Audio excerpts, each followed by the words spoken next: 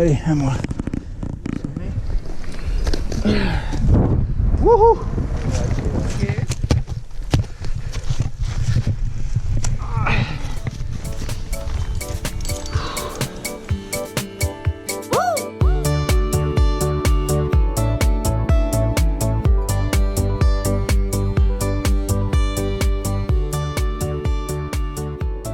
En promenade dans les rues de Cham, ça fait du bien de revenir ici. 2 ans, 3 ans. Voilà, on est hors saison, mais il y a quand même beaucoup de monde, je suis étonné. Ah, il y a un super U juste là, parfait. On va pouvoir aller faire l'épicerie pour les prochains jours, c'est génial. C'est vraiment une ville qui a été bâtie au pied d'une montagne vraiment mystique.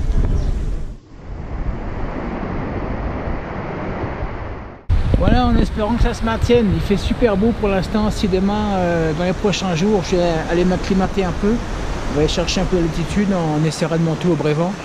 À pied, les remontées mécaniques sont fermées. Alors, on va crapahuter. Ça va faire des longues journées, mais c'est pas grave.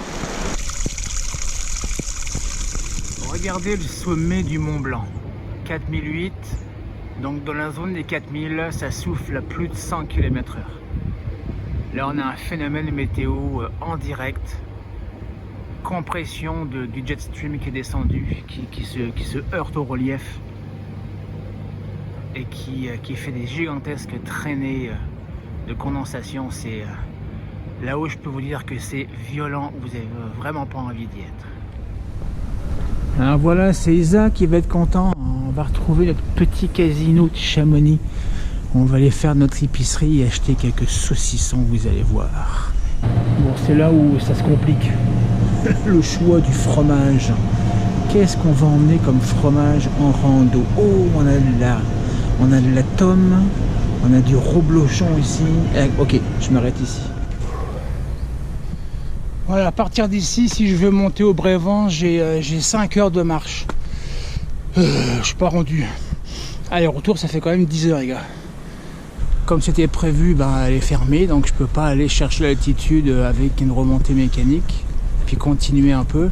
Il faut que je me tape toute la montée du Brévent à pied. Allez, on s'arrête pas, sinon je vais jamais arriver là-haut. J'ai encore du chemin à faire.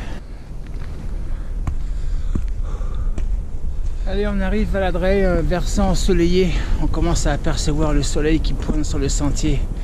C'est beau derrière. Moi, je suis encore un peu dans l'ombre ici, mais dans quelques minutes, je serai exposé en plein soleil. Ça va être magnifique. Oui, je sais, j'ai chaud, je suis décoiffé, mais c'est comme ça. J'ai toujours chaud à la tête quand je monte. Alors, qu'est-ce qu'on a ici? Ok.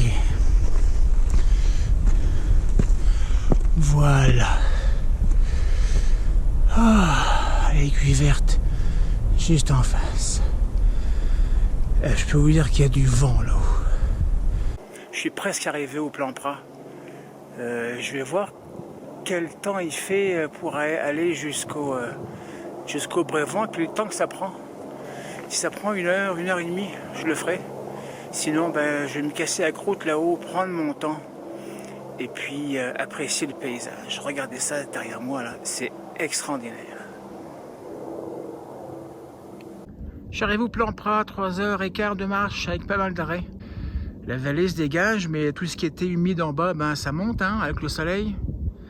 Alors les flancs de montagne sont nuages un peu, mais ça commence à se dégager là-haut. Vous voyez, moi je vais monter là-haut, au Brévent, 2005, chercher un peu d'altitude. Il me reste petite demi-heure avant d'arriver vraiment au sommet. Moi j'aurais planté plein de drapeaux tibétains ici. Ça aurait été vraiment un endroit assez spirituel. Bon, on ne perdra pas son temps ici, on voit vraiment rien du tout. J'ai eu un petit créneau tout à l'heure qui a duré 10 minutes. J'en ai profité et j'ai cassé la croûte, j'ai refait mes lacets pour la descente. Il est 1h30, c'est parti. 2575 grosso modo. Journée d'acclimatation terminée. Demain, Deuxième journée, on va aller faire une autre rando du côté du plan de l'Aiguille. Alors je vous raconterai. Salut! Je suis parti ce matin de l'hôtel à 9h15 à peu près. Il me reste une petite heure de marche. Monté à 2003, je suis de l'autre côté du versant de la vallée de Chamonix. Donc côté Ubac, c'est-à-dire que je suis pas encore au soleil. Il fait beaucoup plus froid, le sol est un petit peu craquant de gel matinal. Ça monte raide, mais c'est vraiment très beau. Il me reste une demi-heure, 45 minutes. Je prends mon temps, je fais des super belles vidéos. Refuge du plan de l'Aiguille. Et voilà la vue qui se dégage tout d'un coup. Salut, midi, je suis arrivé au refuge du plan de l'Aiguille, qui est fermé bien sûr. Hein. Il fait super beau, c'est vraiment grand qu'avoc aujourd'hui, ciel bleu partout. Je suis en train de me restaurer un vieux reste de sandwich d'hier que je n'ai pas fini. C'est toujours très bon, ça se prend toujours très bien. Et puis je vais continuer jusqu'au plan de l'Aiguille, qui est en fait le relais du téléphérique qui monte à l'Aiguille du Midi. C'est un peu plus haut, c'est pas tellement plus loin. On a un vieux reste de sandwich qui date d'hier, une banane. J'ai 2 œufs durs que j'ai pris au petit déjeuner ce matin. Et mon reste de jambon beurre d'hier que j'ai pas fini. Je vais l'apprécier, je peux vous garantir. C'est un peu raide, mais ça a du goût. Fromage à raclette, jambon de pays, baguette, montagne, la paix. Surtout ça. La paix. Personne. Tout seul en montagne. Ça j'aime. Bon il y en a qui ont trouvé la solution pour descendre plus vite. C'est pas con. Fallait y penser. Alors, je suis vraiment monté au plan de l'Aiguille. Je vais commencer à prendre le chemin de retour. On va passer par les alplages de Blétière. Mais je voulais juste que vous appréciez le paysage derrière moi, des aiguilles de Chamonix. C'est vraiment extraordinaire. Allez, il est vraiment temps de repartir. Je resterai ici toute la journée, toute la nuit même. C'est tellement calme, tellement serein. Alors il est temps de repartir. J'ai quand même 3 heures de descente. Mais croyez-moi, je serai bien resté.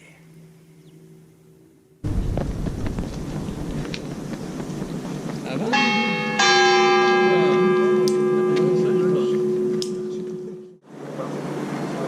Tiens, regarde ce que je dis. Oh, merci, c'est gentil.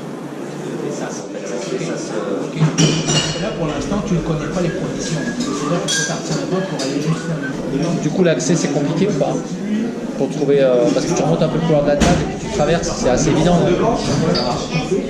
c'est pas mal. C'est sûr que ça plaque sur l'arrêt.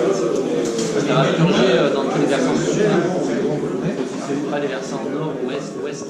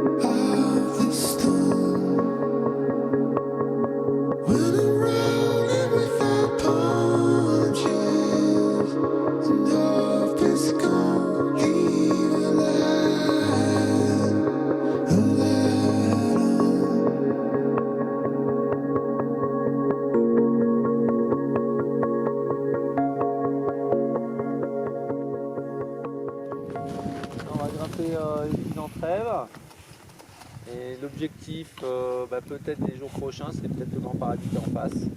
On vient de se taper des très belles arêtes, une belle course de 4h30, 5h à peu près sur des arêtes de roches. C'était au-delà de ce que je pouvais penser faire dans ma vie de montagnard. J'en ai chié, j'ai aucune honte à le dire. J'ai été bloqué 2 fois sous un crux.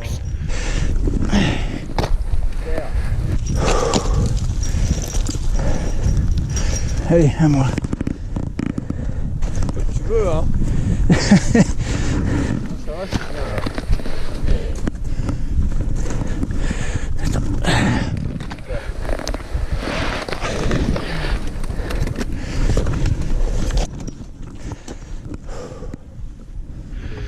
J'ai dit mais comment je vais sortir de là? Et puis j'ai un guide qui m'a brassé un peu et puis m'a dit regarde ça sort, donc j'ai réussi, voilà.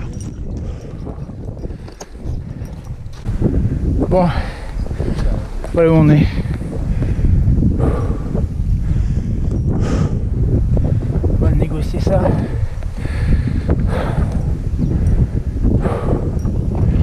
J'ai le cœur qui pompe. Normal. 3006.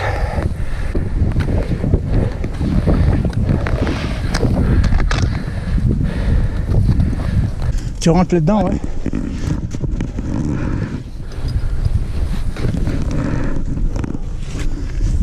Là, il y avait un gros truc, j'ai posé le genou. Hein.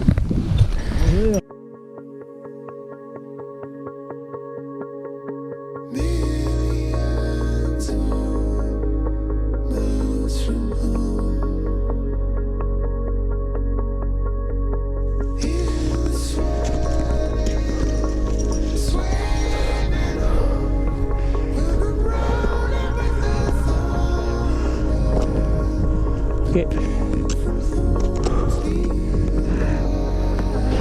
Ouais.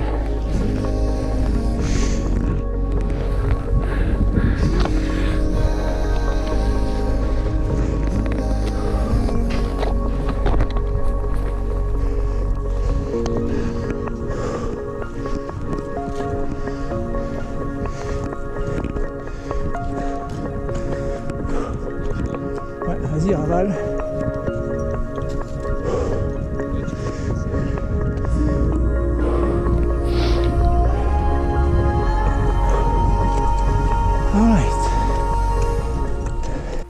Il y a une cordée un petit peu devant nous et ça ralentit, mais on permet de me reposer un peu parce que j'ai le cœur qui pompe pas mal. On est à 3005-6 peut-être. Et hier j'étais à 1000, donc j'ai du chemin à rattraper en acclimatation. Alors voilà le chemin qu'on a emprunté, on est monté sur cette arête-là, sur cette aiguille. Je vous avoue que j'en chie, mais j'ai pas honte de le dire. Allez, petite pause en haut des aiguilles d'entrève. On laisse les Anglais passer devant nous. Ça nous permet de... moi, ça me permet de souffler un peu parce que j'ai la pompe qui marche à 200 à l'heure là.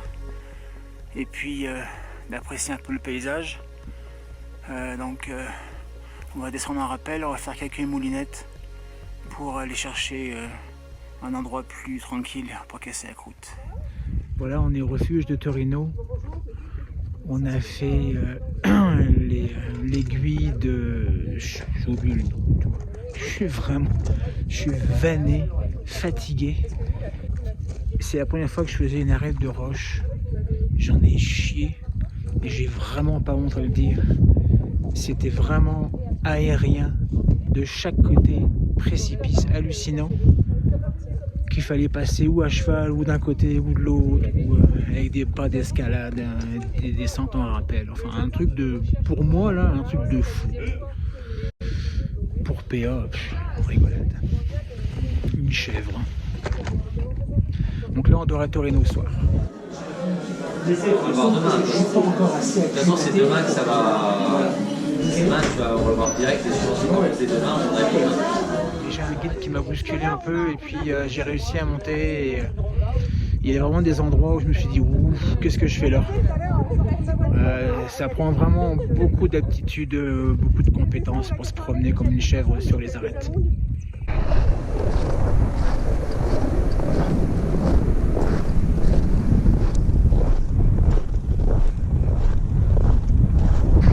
on est au pied de la crête, au pied de l'arête.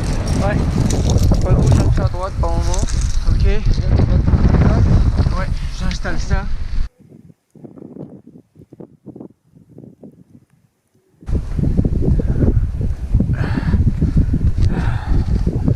Bon, on va bientôt arriver au sommet. Wouhou! Ok. Donc là, on va faire un aller-retour jusque là-haut. Et on descend après.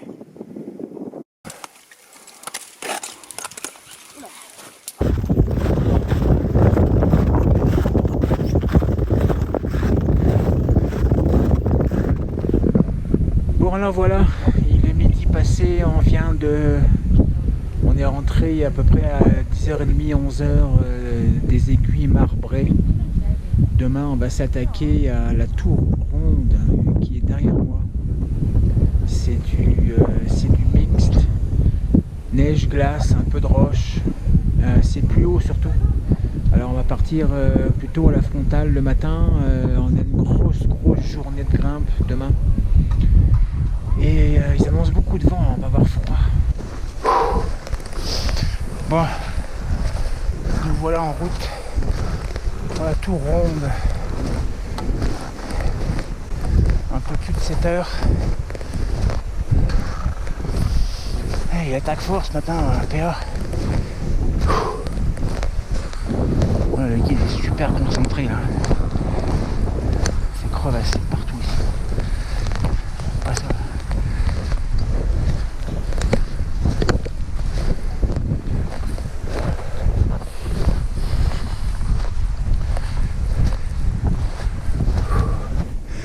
On voit des cordes tendues parce qu'il y a des trous partout ici.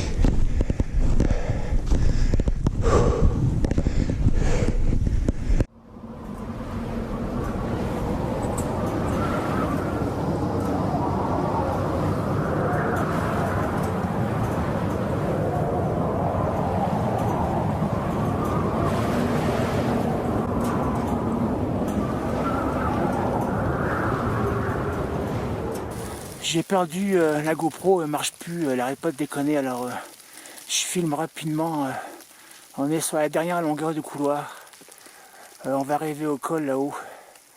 Je veux pas trop traîner sur la vidéo parce que dès qu'il sera arrivé là-haut, faudrait que je sois prêt à partir.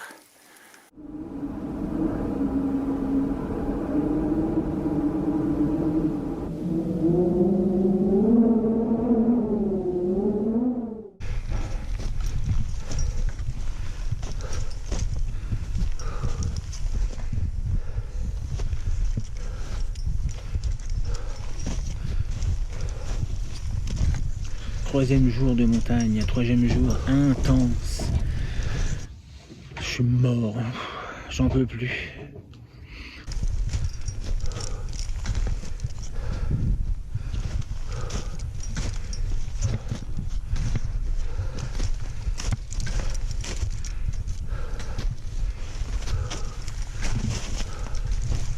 On s'est tapé la tour ronde par un couloir à 55-60 neige glace.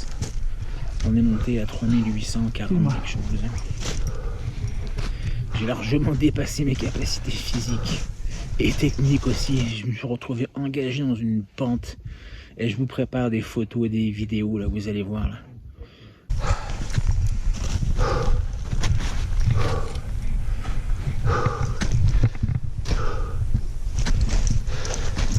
Je suis mort complètement, j'en peux plus. Ce matin on est parti à 7h moins le quart. Déjà le premier pas j'avais du mal à les enfiler. J'avais pas dormi.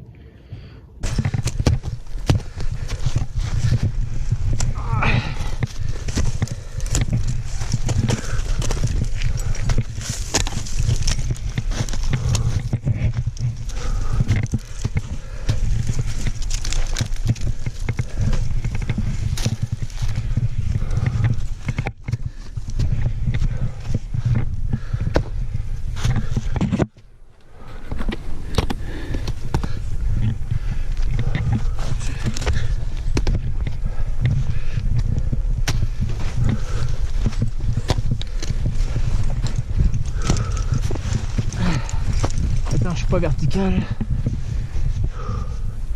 J'ai le genou qui s'enfonce dans la neige.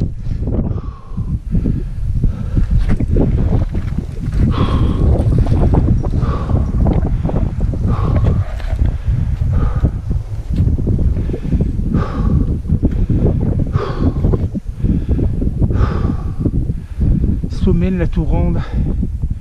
Merci Père. Merci.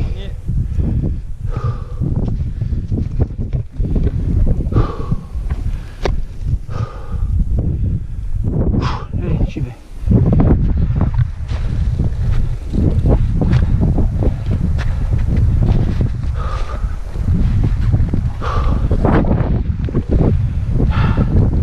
Voilà.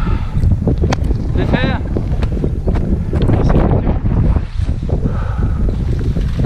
Je sais que j'étais du fil à retordre, Ouais, là, ouais. mais écoute, On est là. En face, hein. non. On est passé là. Ouais. Ceux-là, je sais pas si c'est pas une phrase de descente de gens qui ont fait la rebufa qui sont descendus. Mais bah, c'est pas logique de sortir là-bas à la brèche. Non? Tu sors là, dans un sac. Tu sors là? Ouais. Je pense que j'ai largement dépassé ma zone rouge. Je suis carrément allé dans le noir, là. C'est malade. Ouais, il est pas 11h. 11h15, ouais. C'est bien. 3 heures de descente hein, pour retourner au refuge. Hein. Ok. À peu près.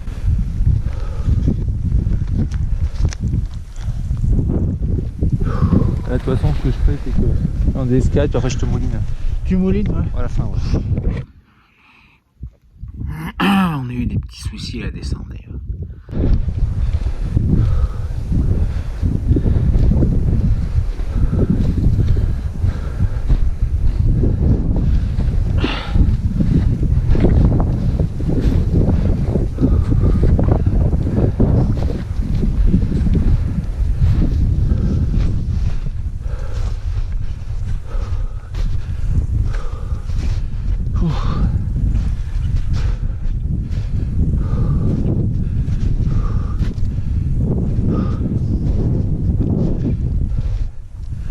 Ok, on est rentré, on attend la prochaine benne, la dernière, celle qui descend dans une demi-heure, 45 minutes. Je suis brûlé complètement. Alors on a vécu un petit moment difficile, mais ça va? Oh, ouais. Tant que je sens un relais, tout va bien. Ouais. Ok, on a la corde. Il faut que je mette à 25, hein, pas plus, sinon je vais passer le corps. Bah c'est ça, oui. Après, Là, ça, pour je l'instant, serai regarde, on est pratiquement arrivé à l'arrimée là. Ouais. Tu vois? Bah, je te fais passer l'arrimée. Je la vois, bah j'espère qu'elle est franchissable, que j'ai pas tout. Alors c'est dedans. Non, tu mets là dans l'axe. Je te mouline hein, de toute façon. Tu me moulines dans l'axe, ça roule. Vas-y, tu me désolidarises ici là. Ouais, vas-y, fais-le toi. Ça dérange pas, je peux faire. Juste raccrocher mes bébelles. Ok. Je m'assois. Ouais. Dans mon pardon. Vas-y. Viens dans l'axe des traces. Dans hein. l'axe des traces. Ouais. C'est parti. Parti. C'est parti mon kiki. Allez, à tout de suite. Je te le dis hein, quand tu passes la moitié de toute façon. Au pire, je descends un peu plus et puis on se débrouille. Non, ça va passer, tiens. Vraiment en arrière. Ouais ouais. Bon, on sera d'accord.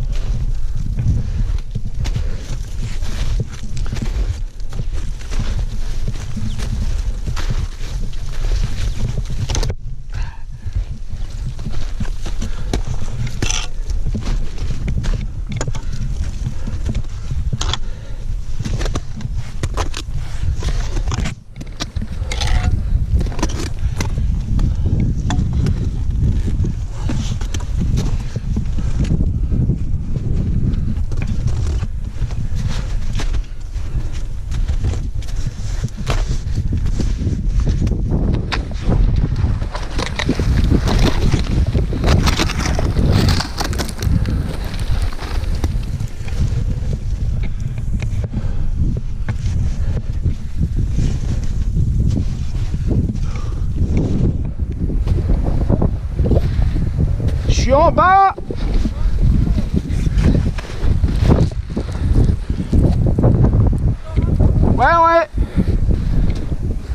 Parce que là je suis dans le trou de la Rimée.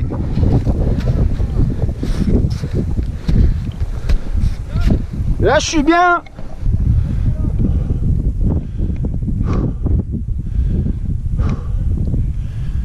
Bordel. Bordel.